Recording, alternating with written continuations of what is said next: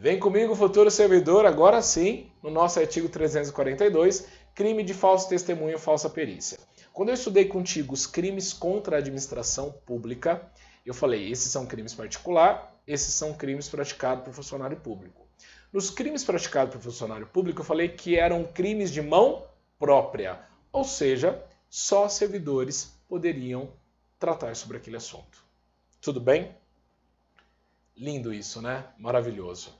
Agora, já vimos crimes contra a fé pública, praticado por particular, praticado por funcionário, que são crimes de mão própria, e estamos no estudo dos crimes contra a administração da justiça. Aqui nos crimes contra a administração da justiça, eu preciso que você vá ao artigo 342, que é o início da nossa gravação, e escreva que este crime ele é um crime de mão própria.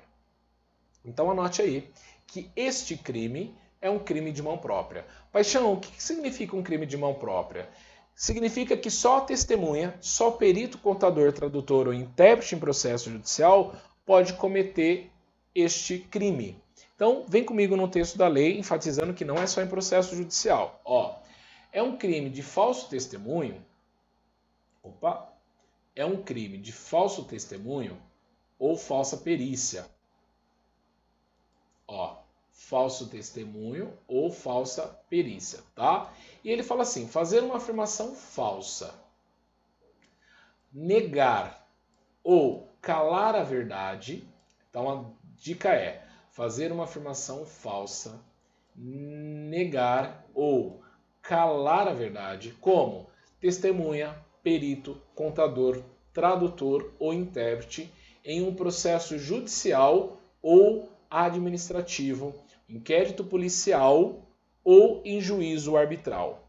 Então perceba que a pessoa fez uma afirmação falsa, negou, calou a verdade como testemunha, como perito, como contador, tradutor ou intérprete. Esses agentes, anote aí, crime de mão própria, fez essa afirmação falsa, negou ou calou a verdade em processo judicial, administrativo, inquérito policial ou em juízo arbitral, tá bom? Então observe que é crime de mão própria, falso testemunho ou falsa perícia, é isso aqui. E que agora, no parágrafo 1º, ele vem estabelecer uma pena, e essa pena vai cair na sua prova, anote aí, você tem que saber isso de cor e salteado. Na questão da pena, ele estabelece o seguinte, olha que interessante. Fazer a afirmação, parágrafo 1º, as penas aumentam-se de 1/6 a 1/3. As penas aumentam-se de 1/6 a 1/3.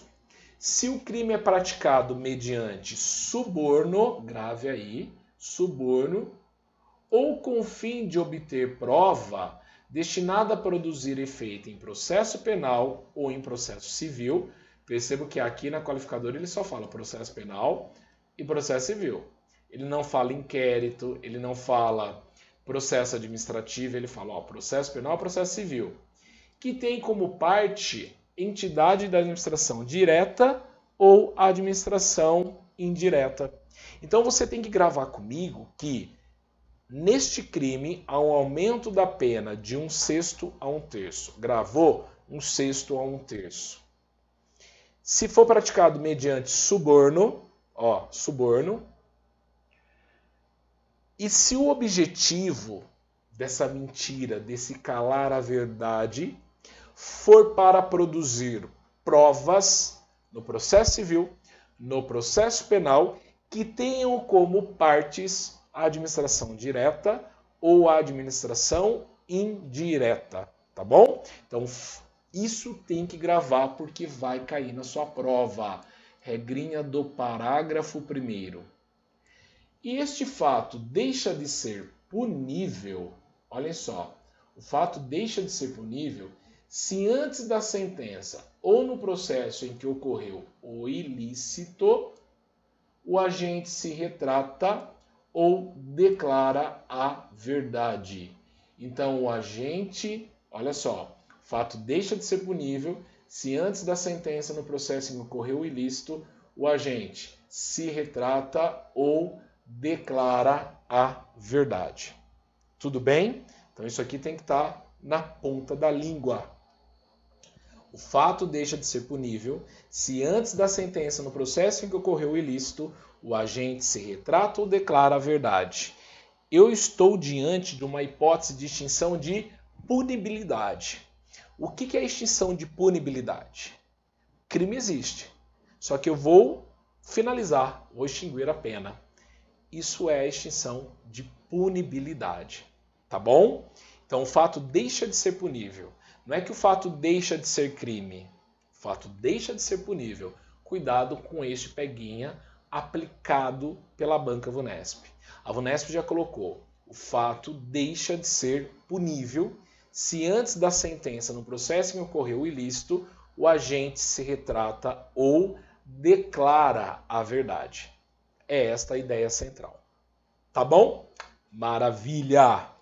Vem comigo agora para o próximo tópico. E o próximo tópico trata da regrinha do 343.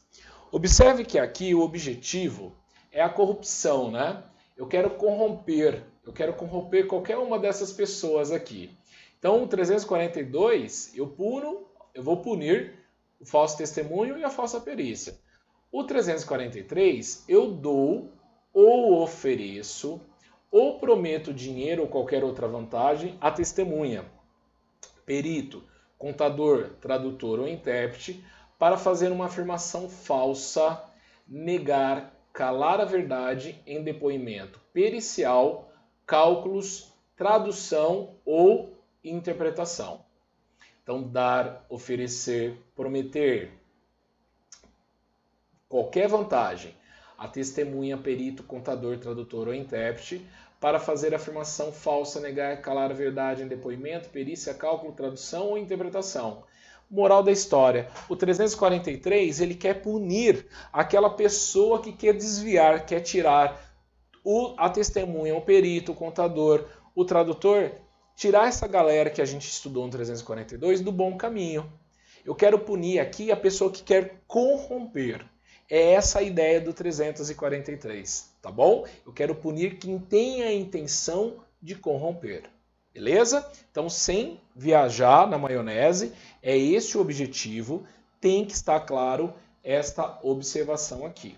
Então, 342, parágrafo 1º, parágrafo 2º, 343 eu vou punir quem quiser corromper os agentes. E agora eu venho para o parágrafo único, que coloca que haverá um aumento de 1/6 a 1/3. De novo, a gente já viu esse aumento no 342. Se o crime é cometido com o fim de obter prova destinada a produzir efeito em processo penal ou em processo civil, em que for parte entidade da administração pública direta ou indireta. Observe que no 343 eu não tenho um aumento por suborno. Porque o próprio capítulo do 343 é punir o suborno, aquele cara que subornou, entendeu? Então, no aumento, eu vou aumentar de 1/6 a 1/3, de novo, se essa falsidade, essa corrupção foi cometida para obter uma prova para produzir efeito em um processo penal ou processo civil que tenha como parte a administração pública direta ou indireta. Fechou? Maravilha, paixão, que delícia, que delícia! E o próximo artigo, ele estabelece uma regrinha que é a coação no curso do processo. O que estabelece a regrinha de coação no curso do processo? Coação, gente, é você coagir alguém, né? O próprio texto está falando, ó, coação. Eu estou coagindo alguém a fazer alguma coisa. Eu estou coagindo alguém, eu uso da minha violência ou de uma grave ameaça. Coação é isso. Coação é você usar da violência, coação é você utilizar uma grave ameaça com o fim de favorecer interesse próprio ou alheio contra a autoridade, parte ou qualquer outra pessoa que funciona ou é chamada a intervir em processo judicial, policial, administrativo ou em juízo arbitral. Eu estou coagindo qualquer pessoa que vai funcionar no processo. A coação é usar violência ou grave ameaça. Se eu estou praticando esta coação, eu vou responder pelo crime de reclusão de 1 a 4 anos. Não quero que você grave de 1 a 4 anos, eu quero que você grave isso aqui, ó. Que na coação ou no curso do processo, eu respondo por reclusão e multa, além da pena correspondente à violência. Tá?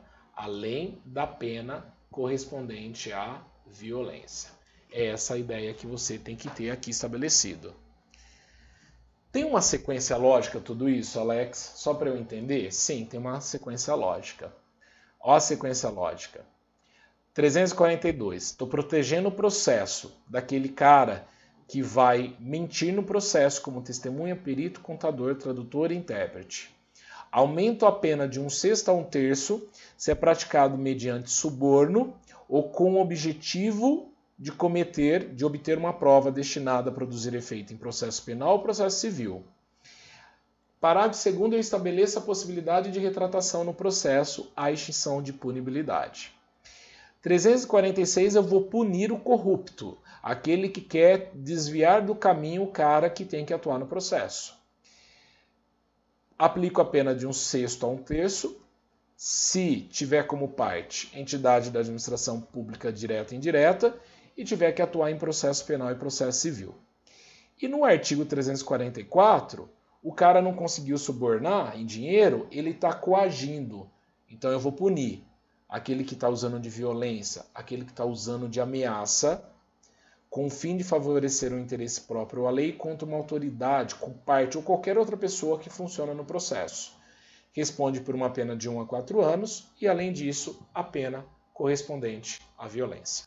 Percebeu que até aqui os artigos estão intercalados? Eles estão se relacionando? É isso que eu quero que você faça, tá bom? Te espero no próximo bloco e a gente estuda o próximo artigo, que será o 345. Até